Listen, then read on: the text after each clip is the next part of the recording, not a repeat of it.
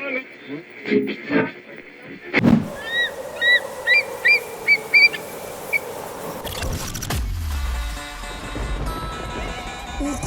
umaphiko olugula amaphiko kwaye kwaphephezela omiyane iyona nobuciko nomnyunyiyo egcwele izibini nemafini icula ingoma emnandi yayahlukanisa unyaka omusha omdala inyoni nezigidigidi zabalandeli abayilandelayo zamemeza sezidololozela sathi siyayazi le nyoni yayiculela okhokho bethu abanye abathule isibongo soKhozi FM sisibhalelwe isidadada sothu Ukhozi FM luhamba phambili.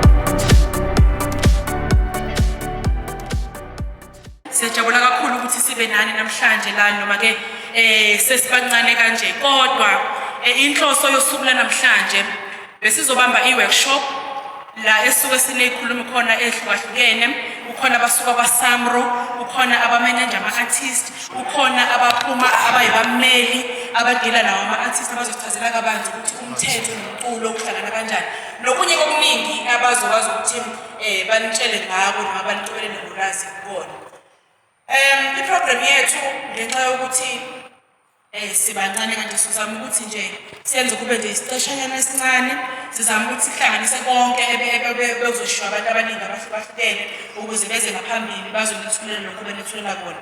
Okunye okubaluleka kakhulu bekuzoba ingxenye yohlelo namhlanje ngicabanga ukuthi sonke sizwile ukuthi emsakazweni Ukhozi FM bekumenyezelwa ukuthi mangabe uwumculi noma ngathiwa usiwumculi mangabe nje unekhono ucabanga ukuthi ungakwazi ukuyenza le mihlanganise qopha ingoma ekhuluma ngokuphepha emgaqweni bese sayizwa leyo ingadlule emizuzwini emithathu ubese uyayi-emaila emsakazweni Ukhozi ukuze bezokwazi ukuthi beyilalele behlunge babone ukuthi ubani okwazi ukuthi enze ingoma ebonakala ukuthi cha le singakwazi ukumlekelela ngo-25,000 ahamba ukuthi ayoyiqopha e-studio aphinde futhi enze ezinye izinto ezidawona ingoma bese-ke namhlanje besobemezela ukuthi ubani esithema siyilalela ingoma yakhe osuka la eMpumalanga sabona ukuthi cha le uyena odeservayo ukuthi athole le mali engango-25,000 rand. Sethemba lokuthi mhlawumbe sizokwazi ukuthi siqhubeke naleyo program. Kodwa njengoba ngishilo ukuthi ngenxa yokuthi abantu abaningi abangakhona kodwa siyabonga ukuthi nina nithatha isikhathi nibe khona ukubakhona kwenu kubalulekile kakhulu noma sibancane sizozama kakhulu ukuthi nje siyithi program ibe imfushanyana bese sithola lolu lwazi esitholayo ukuze sizokwazi ukuthi sikhululeke. Siyabonga kakhulu. Ukhona uKingsiso usakaza kuphuma lapha ngaphandle bedanke 12 to 3 khona ithimba loKhozi FM bakhona bakwaSamro baningi abaningi bazoza ngaphambili babethola ithuba banitshele ukuthi baniphatheleni namhlanje. Lwazi Mthaba. Thank you, Samazama. Sanibonani nonke ninjani? Siyaphila. Igama lami nguLwazi Mthabela, marketing manager yomsakazo Ukhozi FM. Siyabonga kakhulu ukuthi ngithathele leli thuba ke lokuthi nibe nathi namhlanje kule workshop i-Music Indaba workshop. Eyokuqala ke siyenzayo nama partners ethu njengoba nibona uSamro. Okubalulekile ukuthi ngenyanga kaOctober ngesizulu sethu uMfumfu emsakazweni Ukhozi si-celebrate inyanga la sidlala khona umculo 100% umculo wasekhaya. So kubalulekile ukuthi nathi masithola leli thuba lokuthi ukuthi sikhulume nani baculi namaciko asekhaya sithathe njengoba sithathile ke nama-partners ethu Samro. So lenyanga nje yonke nje njengoba mhlawumbe sichazile uzama noma nizwile kuma promo last week besi London namhlanje silana next week sobe seGauteng and then masesivala kwaZulu Natal ke lapho sesiyivala kumkhankaso sithi ke eSafe Man. So engathanda nje ukuthatha leli thuba ngibonge ama partners ethu kuSamro ukusijoyina nokwenza show ukuthi siyakwazi ukuthi senze nomsebenzi namhlanje maningi izihloko ziningi izihloko abazobe bekhuluma ngazo ezezimali ezomthetho ezopublisher ama-CMOs kanjalo kanjalo. So ngiyacabanga ukuthi kuningi nani enizokuzuza. Nami nje last week ngiqala nje ukuhlala ngibalalele ngazizwa okuningi kakhulu ngangithi ngiyawazi umculo kodwa hayi bangikhombisa enye into. So nje ngicela nithathe leli thuba ke nani impela nibuze imibuzo nje nibafake sifuna bafake impela etestini ningabayeki osolwazi lapho. Ayikho into abangayazi ngomculo wase South Africa ngomhlaka. So ngiyabonga kakhulu Samazama. Siyabonga kakhulu Mthabela. Bakhona bayibaculi la ngaphakathi? Bawuthecula. Wenza hlobona lomculo igama lakho nesibongo. Igama ngikhulana Mola ngaziwa Kikati and then ngenze Afro-pop rock gospel. Oh, okay. Ngicela ungishaye ngomucu oyi-1 we-Afro.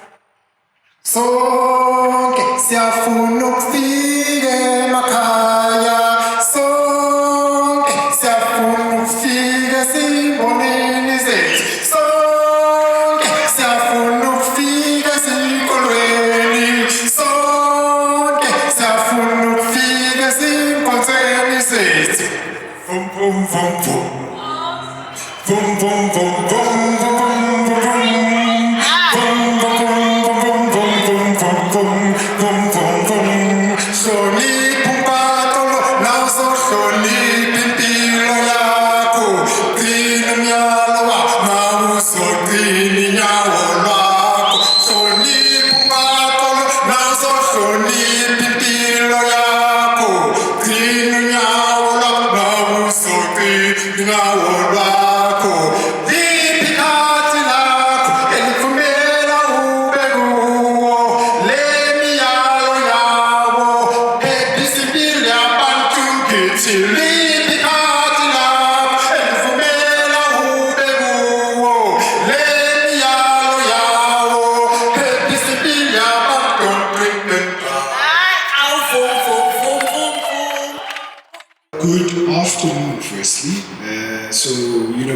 For us, I think, even though this place is so full, it means that the guys that are here, those are the guys that want to learn, right?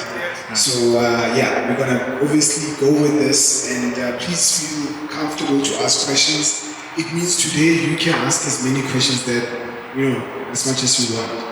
But anyway, my name is Karabo Sanna. I'm from Samro, and pretty much, myself and Munya, we're going to have a conversation so that we just educate you more on the publishing side of business.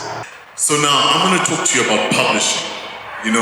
Sometimes, and I often say that I wish we changed the word publishing because it creates confusion. Because, to publish means to make available.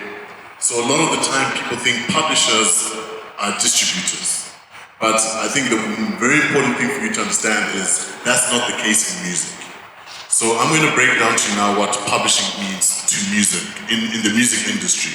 Okay? Yeah? Are we together?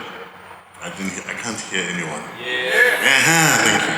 So, publishing. The first thing I want you to take note of what publishing is, who do I deal with in the industry? I deal with songwriters or producers. So basically, because as I'm sure you guys are aware, not every artist that performs music writes or perform or produces their song. They find other people to provide those services. Those people, these creators, are the ones who we represent, songwriters and producers. But there is another side of it where, you know, people are actually more focused on the creation of music, and they have songs that they will literally say, listen, I want this song to be performed by so-and-so, and that's where publisher obviously may come in. But just from a Samro side, every single year we pay out somewhere in the region of just over 600 million rands. Every single year. And this is not to an artist, somebody who performs. This is to somebody that actually creates music. So there is money in the creation of music itself. I want to give you some sort of perspective. Whenever a song plays on radio, obviously radio, there's smaller radio stations, there's bigger radio stations. The way we measure it, there's something we call a unit rate. So what a unit rate is how much is 1 second of music on that radio station? Technique. So if your song is playing there for 100 seconds, you can say, oh, okay, if it's playing on that radio station, it's maybe 30 cents, I'll make an example. So I know, 100 seconds there is X amount. Igama lami director ye Orchard. Orchard is a digital distribution company, and then Sanibonani, igama lami nguluyanda mina ngilimi manager Orchard. So umsebenzi wami ukuthi ngidila nazo zonke izinto obhekana nazo as artist or record company in terms of the digital space. So kuyaye kwenzeka ukuthi uthole ukuthi mhlambe TikTok wami awukwenza ukuthi indaba wami uFacebook ungafani nowaSpanpan, uYouTube wami mina unayo lento leyo uSpanpan unayo. So mina ngidila nazo zonke lezo zinto imbuzo banayo ama-challenge abanayo. So just siyathothibisana sikusiza ukuthi ukhule as umuntu obayileko manager. Of those who are either a representation of an artist or an artist themselves, who has their music on digital platform. So we're talking about music, either your artist yakho or when as the artist, music yakho is found available on Spotify, it's available on Apple, it's available on Play,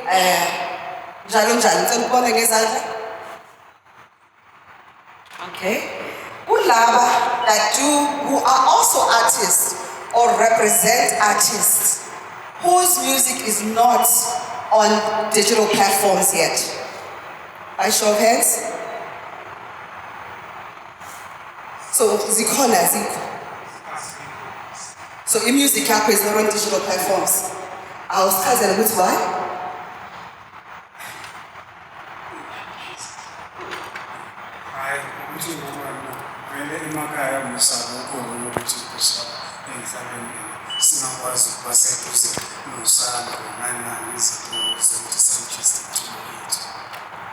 Mara ubuyifaka ku Spotify? Yini basic vimbili ukuthi ungakwazi ukungena la?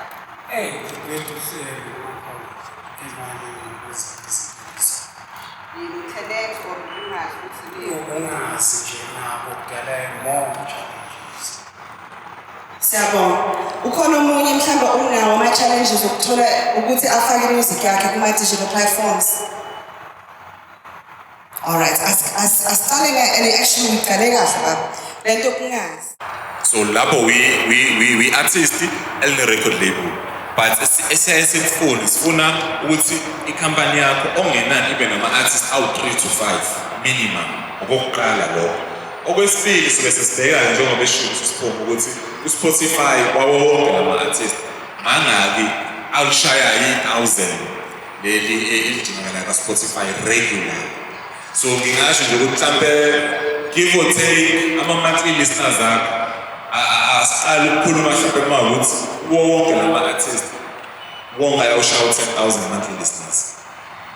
Noma mawukuthi mhlambe elilodwa mhlambe over 150,000 mhlambe lamanye-ke alabo 4,000 nabo 2,000 lapho-ke siyazi ukuthi okay sizokwazi ukuthi sibakhulise labo kodwa nami kuzobe kuwuyena engingasho ukuthi priority A kwe-label and no-priority B ibona la bese-ke futhi siyabuke no-YouTube ukuthi ama-subscribers awo wonke lama-artist akanjani ama-views ama-watch time zonke lezo zinto siye nako-Facebook ama-followers ama-page kanjani o-TikTok zonke lezi zinto lezi ziyayi-add imali njengoba besho lesi sikhulu akubona nje ama-platform lawo but ama-revenue sources akho as i-record company or as i-artist so kuningi so ngeke ngisho ukuthi uma wenze u-1 or 2 kuzolunga case by case sije siyahlala sikuhlazile leyo nkampani kodwa uma ukuthi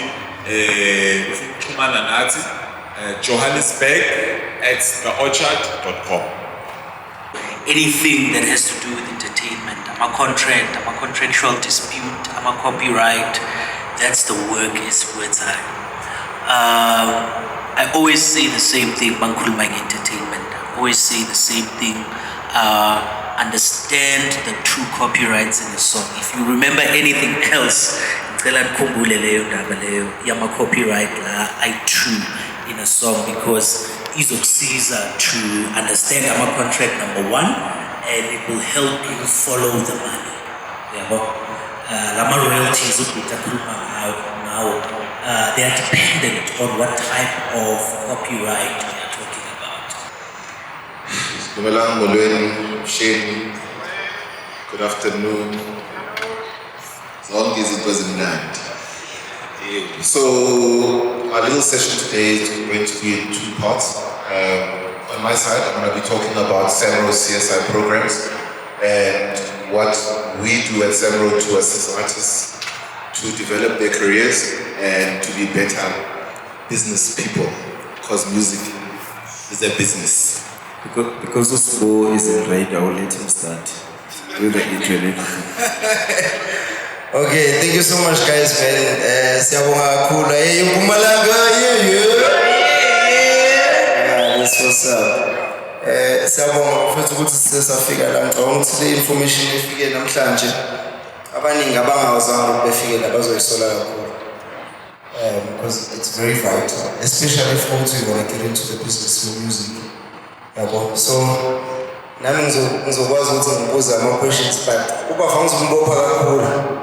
But now my question is, in as much as I'm in music, the music industry, but my question is, and I'm hoping that mhlambe nabanye abantu bazophendula. So feel free. I don't think there's a question that will be challenging. Sanibonani. Ninjani? Bangaki abangabaculi in the room? 3, but not I go show. Put your shit in the rate. Are you sure? We are two now. Go show. Okay. It's fine. Shampoo. And then, apart from being an artist, who works with artists directly? Meaning you are a manager, you run a company. To Ubaba. Bengicela unginikeze ubhuti loyo mic. I just want to know ubhuti lona nobaba lo we-Topic Green. Is it a record company? Is it a management company? What is it? It's everything.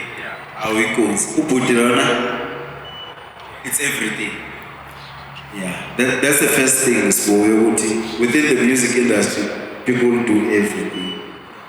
And then you wonder, are they perfecting everything? Sometimes it's good to do one thing and perfect one thing. On my side, I'm an artist manager.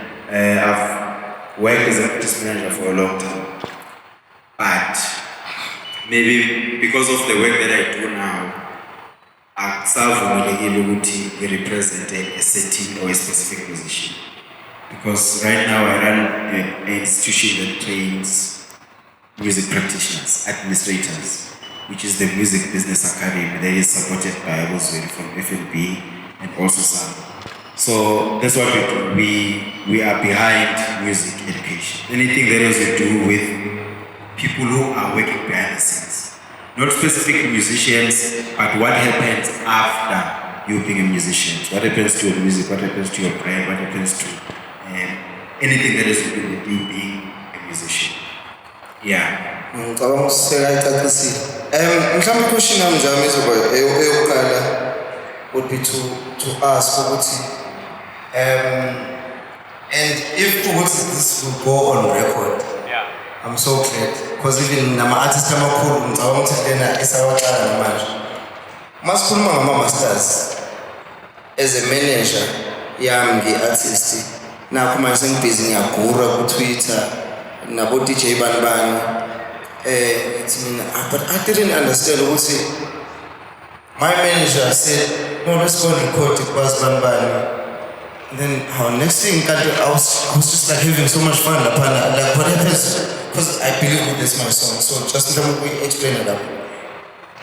What you might not know, Lombozo Buzayo, Wage Wabuza, couple of years ago, since we came from Akilapi.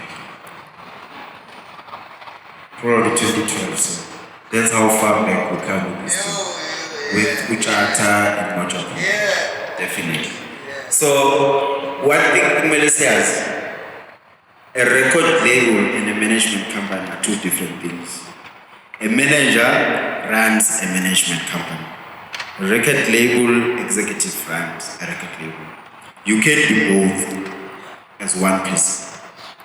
But if the manager I sign you as an artist under the management part. And then I also sign you again as a recording artist under a record label. I'm a master belongs to a record label, which outside you on. Management will be on the management side. It can be a division within the company where bookings, endorsements, anything that has to do with managing the brand is on the other side. So if we fight with the masters, I still keep the management.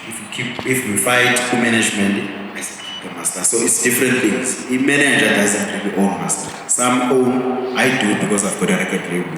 But I don't own masters as a manager. I own a masters because I've got a company that is distributed by the Orchard that owns masters.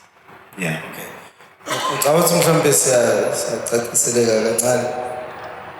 Yeah. But man, if not told it's okay. Here's an artist and then here's a manager. But what's all about enjoy say push on from my artist, we manager my artist I for. Now Kulana, I've been waiting for my issue, like to be pushed.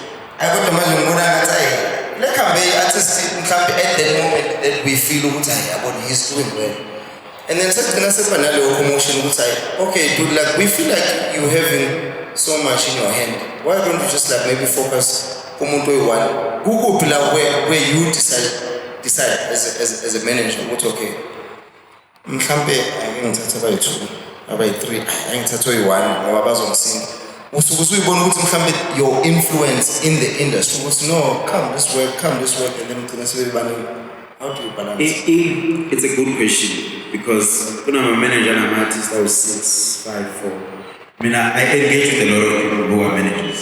In Mombos, with to your manager, how many artists are our level? They know very well. We get that.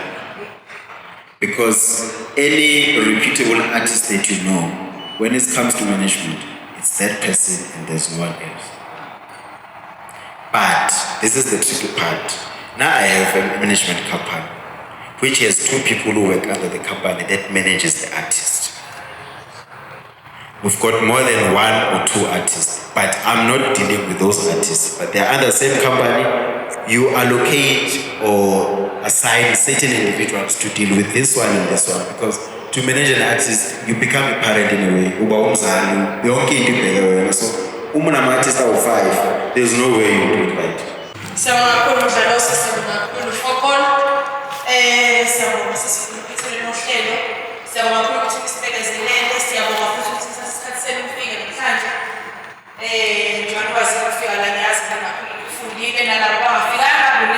Futhi abaphutheliwe yini senofika bangabisele ukuthi ayithathe isithombe ulwazi sengibeka phansi uhlelo lokudelela umphathi ulwazi Thabela ezomemezela ukuthi ubani ke oqophe ingoma ekhuluma ngokuphepha emgaqweni emele esifundaze sakhe saseMpumalanga wabesazobeka ethubeni lokuthi ahlomule lesamba esingaba 25,000 rand nokuthi urekhode ingoma yakhe nokunye azokuchaza uMthabela ukuthi kuza nani 25,000 rand oza nani bekade ngicele nobhuti uKarabo ukuthi mekhona kodwa ngibona engathi usatheshelele ngoba wayekade kube khona indlela ukuthi bechaze Mthabela ukuthi mawuwina lo 25,000 akusho ukuthi uzohamba eDubai uswapho uzoquleke ngawo kunama terms and conditions ukuthi lo 25,000 fanele usebenzisele ekutheni uthuthukise umculo wakho makuthi uyarecord makuthi wenza music video whatever ephathelene nomculo ozoyenza ngalo 25,000 sengicela ushare kuMthabela umuntu usaphuma eThekwini siyabonga.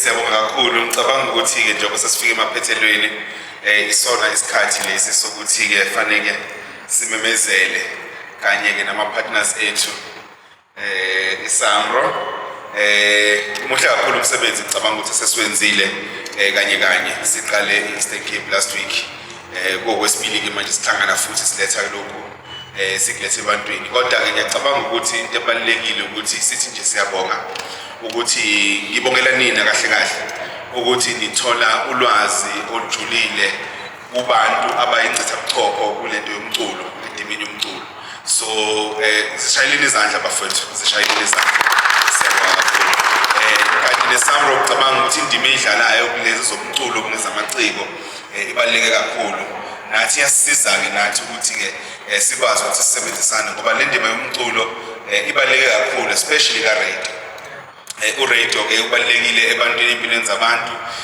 siyafundisa njengoba mendithi SABC so umculo nawo akuve ubalekile so besinomncintiswane omncane la sithi khona umuntu ongasibhalela iculo ngoba uOctober masikhumbula kahle ngaphandle kokuthi ka Ukhozi sithi SA Music Month it's also Transport Month. Now ngesikhathi sika December siyahamba emgaqweni senza yonke inhlobo zezinto thina siwumsakazo Ukhozi siphinde sithi jabula usibheke unyusa volume ngokuziphatha kahle unyusa volume ngokungaphuzi ushayele unyusa volume ngokuphumula mawuzo drive ibanga elide sase sithi hayi yazi ukuthini ukuze into yethu esiyenzayo nabalingani bethu bakaSamro ihleleke ibe yinhle kube into ethandwa abantu ake sithi give back iyona ndlela ke lesebenza ngayo sicelile ke sicelile ukuthi abantu ababhala ama promo ababhala amaculo abo bawasubmit angadluli 3 minutes ku Music Indaba @ukhozifm.co.za sase siyithola sawathola amaculo sawabheka amaculo sawalalela amaculo saphuma namaculo awu4 kodwa ke manje kuzomemezela okuyilona sithe masihlangana sibe sesithi hayi ilona iculo leli sithandile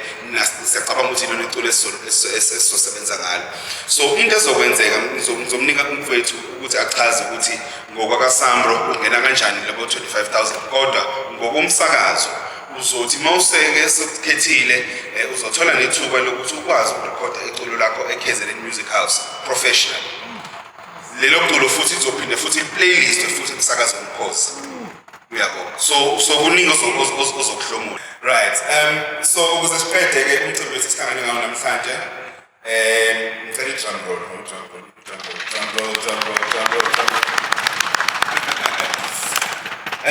ukhona uNdumiso Jacob Nkosi akekho hayi sisazom-announce hayi ubalekile usibalekele kodwa umuntu okuyena ohambe phambili esimkhethile uJacob Ndumiso Nkosi neculo lakhe jabula ubuye nganeno siyabonga kodwa ke sophinde sikumemezele nasemoyeni umsakazo Ukhozi FM la sithi khona simthinte simfonele simhanalisele emoyeni ngoba ngicabanga ukuthi mhlawumbe ugcine ngakawazanga ukufika namhlanje nina ke ningazange niphumelele ningaphili imandla into yomculo nje ihlezi khona iradio ihlezi khona ngicabanga ukuthi ningcitha buchopho bezikhona sikwazi ukuchaza ukuthi izibi indlela esingasebenza ngazo nani futhi lokho ufaka nje umculo emsakazweni lokho ufaka umculo ke thina emsakazweni kuba necommittee akusiyena ulwazi Mthabela uzohlala awulalele mase kunali iculo engilifunayo yabo kuba nekomiti labantu abahlukile estation so ke ningapheli imandla bafethu siyabonga kakhulu ukuthi nithathe isikhathi senu namhlanje nafika neza la senyohamba kahle masenibuyele emakhaya ngizocela ukuthi if you are looking for more information in terms of submit umculo ungangena ku www.ukhozifm.co.za/music submission ikhona yonke into okufanele uyifake laphayana including the contact numbers zikhona go to the website spend some time on the website yonke into oyifunayo laphayana ngokufaka umculo emsakazweni ikhona laphayana nezinamba zokufona zocheck ukuthi hayi umculo yami ifikile na zikhona nazo lezo siyabonga kakhulu nisale kahle thina sithi